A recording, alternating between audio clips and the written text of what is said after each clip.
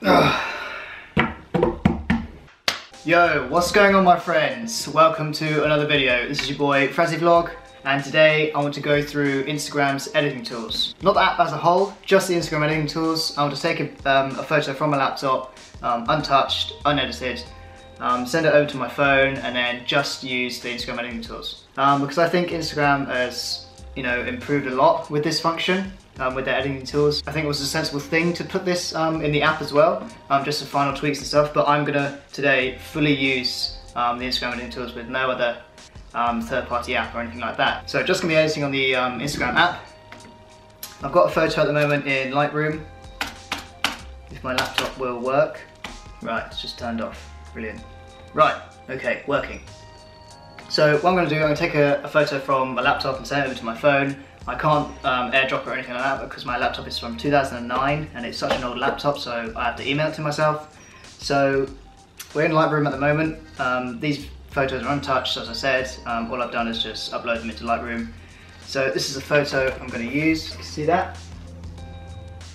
It's just a forest photo. You'll see that in more detail in a second. So what I'm going to go through is going to go through all the exposure, everything through the Instagram app. I know they've updated it to have color and fade now, which is pretty cool. So we're going to go through all of those and yeah, just basically tell you my thoughts on the Instagram editing tools. So here we go. Okay guys, so here we are. I apologise if this looks a little bit dark, but that's the only way I can get the exposure correct on the image. So there it is on my email. I'll save that and then we can go straight into Instagram. By the way guys, I'm posting full frame now. Comment down below if you like it. Yeah, I just think, full frame, it suits my kind of photography more. So yeah, I'll be doing this for a bit, but don't worry, I'll go back to square sooner than later. Right, as I said, this image was untouched, hasn't been edited before. It's going to be very strange because I have never ever done this before, just through the Instagram editing tools. So here we go, this is the image. Right, it's going to be quite hard for me because I'm standing behind the camera. Right, so I'm going to get a good crop on it. Actually, should I leave that tree out? Yeah, I'll leave that tree out. I'll just do it there. Right, so next, I'm not going to go full frame on this one, purely just because Instagram is a square form app. It doesn't let you post full frame, so we're going to go square for now. Right, as you see down here, these aren't the editing tools, these are just filters. So you've got a range of filters here. I rarely use them. When Instagram brought out the new ones, I used it once and never again. I don't really recommend that you use them, and if you like, if you've been using Instagram filters from day one, then yeah, go ahead, use them. But I can tell you that there's better apps out there with better filters. But anyway, the icon you see in the middle is the LUX button. Now this I use quite a lot. I tend to only go around 9 or 8 or 10. But as this is fully Instagram, I'll normally do this beforehand in an app called Snapseed. But as we're using Instagram as a full editing process, it's a little bit higher to get the foreground out, to get more detail on the trees there, so about 40, 42 there. Now, this is where you have the majority of your Instagram tools. So let's go through them. So you've got adjust, that basically means you can adjust the straightening and stuff like that. Another cool thing that I've noticed in here is that you can do something with these two buttons on the side here, where you can go left to right. You can see that, that's a pretty cool effect. I've never seen another app do that before. This is the first, I think. There might be apps out there, do comment below if there is one. And this one, where you can go scale up and down, which is pretty cool. That's quite good if your composition is not quite right and you just need to tweak a little bit. But yeah, I've never ever used that before. Maybe on one of my images, I did it just to test it out. But yeah, I've never used that before. Yeah, but pretty cool effects there. So it doesn't need to be straightened, it doesn't need those other two either, so across that. You've got your brightness, your contrast, warmth, saturation, colour and fade. These are two new ones which have been updated over this weekend. Highlights, shadows. I never know how to pronounce this one, I'll just say what it does. It basically puts a black circle around the edges of your photo, which is pretty cool. Tilt shift is where you can blur your photo on the edges and leave it in focus in the middle. And then you've got sharpening. Right. So it's looking pretty bright at the moment, but as there's no filter, there's no Vosco cam, there's no faded on this, it looks pretty natural. So brightness, let's go in here. Gonna brighten up a tad, I always leave contrast the last thing I do. Warmth. Let's make it a little bit warmer. Saturation, boost that up a little bit. Now colour. Now this thing, it looks very familiar to the VS Code app, the Visual Supply Co app, where you can go in and change your shadows and highlights, and you can go through the colour ranges. So let me show you what that does. If you click yellow, it's going to make the shadows yellow. Likewise for red, purple, pink, blue, and so on. I don't tend to use this in Bosco. I've never used it so far in Instagram. I don't know, if you're doing kind of street photography and if there's no sky, it is pretty good. When you're doing it with nature shots and stuff, it does make it look quite unnatural, which I don't like. But the shadows, I mean, if you do want, so you can go and click that, and then you can, so that goes way orange there. You can, you know, go down the range and pick what you want. Maybe we can put a little bit of orange in there. And then highlights. So this basically does the upper part of the photo where the light is. As I said, if you're going to do this on a nature shot, it's not going to look too good because it makes the photo look quite fake. And if you can see that, yeah, you see there. And again, it sort of washes out the photo. So I'm not going to put any highlights on. Tap to adjust again. Right. So I went about there with the shadows. Tick. Now on to fade. As I've just gone to full frame, I've noticed obviously when you're posting full frame you get the white borders around it on the side or top and bottom. When you do fade, when you fade your photo, you're going to see the white change to a much paler kind of washed out white. And I realised that when I posted it, I put fade on one of my full frame photos, and you can see the difference between the two whites. So this is why I've chosen a square photo, because you can only put fade on your square photos, and when you're posting full frame with a white top and bottom and left and right, you're going to see the difference in the fade and in the white in your feed. So I don't recommend doing that when you're posting full frame. It's okay when you're doing square though, and I do like quite a lot of fade in my photos now. I've changed up my editing style to add a lot of fade. I mean, the fade is quite good. I would say again, in other apps like VS Code Cam and Faded, the fade looks a little bit better than this. So I'm going to go about 32. Highlights again, this is just, you know, going there and adjusting your highlights at the top there. Sometimes I like to take the highlights down a little bit, so I can get more of the detail of the trees up there. Shadows. Now if you notice, it's kind of brightening the whole photo. In other apps, you know, it just takes up the shadows. This is kind of brightening the whole photo, which is not really what I want. I just want to, you know, lighten this bottom area here. So I only take it up a little bit. This thing, where it darkens your photos around the edge. See that? This is quite cool when you're doing forest as well and nature stuff. Makes the photo pop, or any photo you can make pop. So I'm going to put a little bit of that on. Tilt shift, don't need it, but I'll show you anyway. So you can have radar, which is circle blur. So anything in the middle of the photo is going to be in focus. See there? It's quite a cool effect. And then you can have linear, which is just top and bottom, or you can flip it around to the side, so I can have this tree in focus and the rest blurred. You see that? I won't go like that.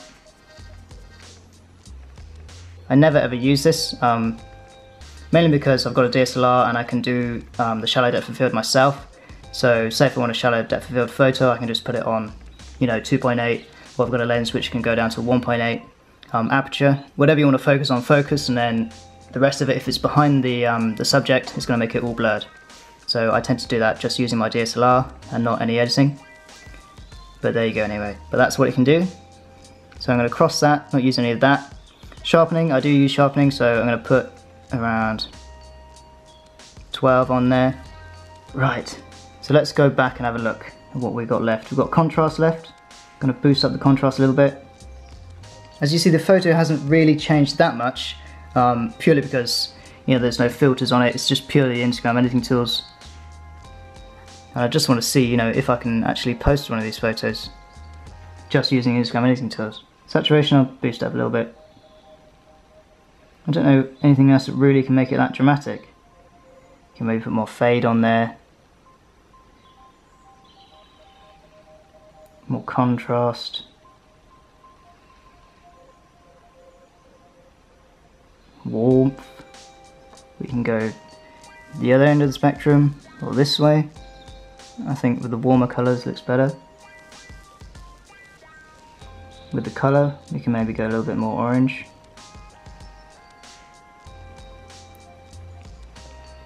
Highlights.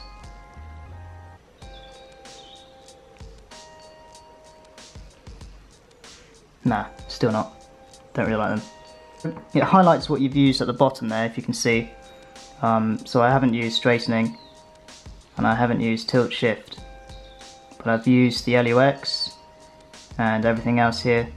So I've basically gone through the whole range of effects there you can use. Right, and here's the moment of truth. Let's see how much the photo has actually changed. So what you do is you just press your thumb or your finger on the photo, and then you'll see the original. Wow. Okay, yeah, so quite a lot there. So yeah, I can probably post this onto Instagram actually, but it's not kind of my style of editing. I mean, I just want to show you that you can actually make a photo a lot different just using the Instagram editing tools, as you see there. So yeah, if you're maybe starting out and if you don't want to go into using third-party apps just yet, Instagram is a great tool to, you know, get started and go through your contrast and brightness, warmth. It's got everything there which other apps have. Just maybe the filters. I mean, you could use some of the filters, but they're just pretty much the same really, just changing the colour. Well, that one's quite different. But yeah, then again, the photo looks really unnatural. That looks pretty cool actually. And then you can go in there and change the range as well.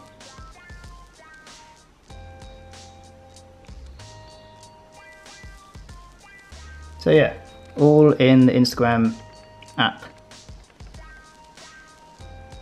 Oh, manage. What's this? Manage filters. Ah, so here are the old ones. So Sutro, Toaster, Walden, Kelvin. They were the old filters. You can put those back on. So yeah, as I said, if you do like to use Instagram filters, you can use them. But yeah, I've got, what's on this one? I've used Kramer on this one. So it gives a more pinky highlight in the bottom there, as you can see. So yeah, that pretty much does it. Then I'll go next. I might post it, I might not. What do you guys think? Shall I post it? I'll do this. I'll share, because you can't save a photo while you're in here. That's another thing I want to talk about actually. When you've edited, it only saves when you post. So maybe Instagram can do another update where you can actually save a photo before it posts, and then, you know, you can come back later on and post it. So yeah, I would like to see something like a pre-editing thing you can do on Instagram, but to save it, you have to share it, and I'll just delete it again. So there we go. So that photo is now saved into my camera roll. So that's the original there, and then that's the final edit using the Instagram tools. Again, it's square, you're not going to get full frame obviously because the Instagram app is only square based. But yeah, I think that's pretty successful actually. Looks pretty good. May could do a little bit more sharpening. But yeah, obviously there is better apps out there purely just for editing you can use. But Instagram is up there. As I said, you can use it, you know, if you're starting out and, you know, you want to get used to adjusting your exposure, contrast and stuff like that. So yeah, I do rate it quite high. As I do myself, beforehand I use, you know, Snapseed, Voscocam and Faded. And I do venture into Instagram just to tweak up, you know, the final editing with the tools. So there we go. Right, so there we go guys, that's my full edit using the Instagram editing tools. I'm quite pleased actually because I've never ever done that just solely using Instagram editing tools. So yeah, pretty good outcome I think. Again, there is room for improvement, stuff like saving a photo before you post it, so you can do a pre-edit and then post later on. Also again with the filters, I think Instagram can do something there and update the filters. And also square, you know, professional photographers, they always shoot in kind of landscape or portrait. Their stuff is really rarely ever square. But saying that, Instagram again is just an Instagram. It's basically just taking a photo and posting it. It's evolved now so much into, photographers using it and posting their work. Only thing I've got to say, if you do use full frame, don't use the fade, because it will change the white around the border and make it look milky and washed out. Actually, I'll show you that now. So I'll go onto my feed. I don't know if you're really going to see this, but I did it on this photo. And you can see the line across there. It's not fully white because I used the fade. So yeah, you can see that line. And again, I don't know if you can see it, but you can tell that it's a different white around the corners of this one than that one. So yeah, fade's going to do that to your photo if you post full frame. Also, I think the highlights and shadows will do that as well. Again, with the warmth, might change it a little bit. But yeah, other than that, square, you can use everything you want.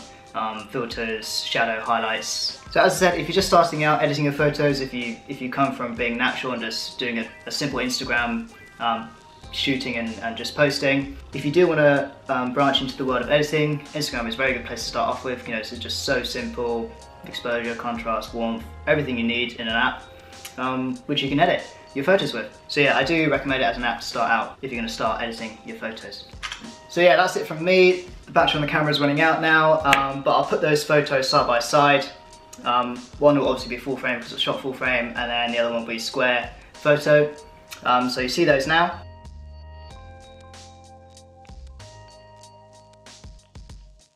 So yes, that's basically it from me. This is your boy Frazzy Vlog. I just wanted to see, if I can actually use Instagram as a full editing tool. I don't know if I'm going to post a video or not. Comment below to say yes or no if it goes with my other photos. But yeah, this is it from me today. Subscribe to this channel if you want to see more videos. Comment, like, share, subscribe, and I'll see you in my next video.